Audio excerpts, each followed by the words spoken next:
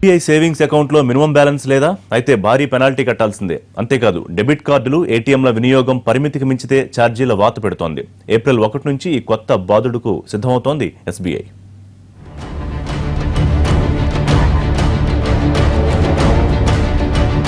ఖాతాదారులకు వాత పెట్టడమే పనిగా పెట్టుకుంటున్నాయి ఈ బ్యాంకులు.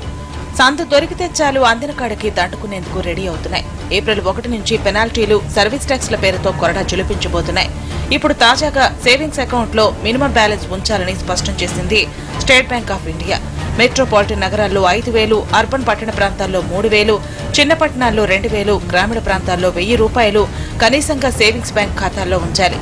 లేకపోతే పెనాల్టీతో పాటు సర్వీస్ ట్యాక్స్ విధించనున్నట్లు తెలిపింది ఎస్బీఐ.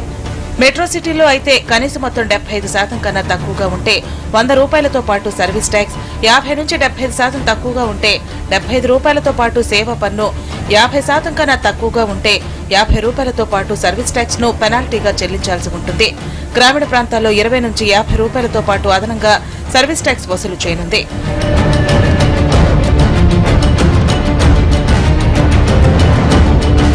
ఇక హెచ్డీఎఫ్సీ, ఐసీఐసీఐ, యాక్సిస్ బ్యాంకుల మాదిరిగానే నిర్ణయం తీసుకుంది ఎస్బీఐ. ఏప్రిల్ 1 నుంచి డెబిట్ కార్డులు, ఏటీఎంల వినియోగం పరిమితికి మించితే అదనపు ఛార్జీలు వడ్డించనుంది. ఏటీఎం విత్డ్రాయల్స్ నెలకు 5 సార్లు మించితే సర్వీస్ ట్యాక్స్ కాకుండా 10 రూపాయలు వసూలు చేస్తుంది. ఇతర బ్యాంకుల వినియోగదారులు నెలకు 3 సార్లు మించి ఎస్బీఐ ఏటీఎంలు వినియోగిస్తే 20 రూపాయలు చెల్లించాల్సి ఉంటుంది.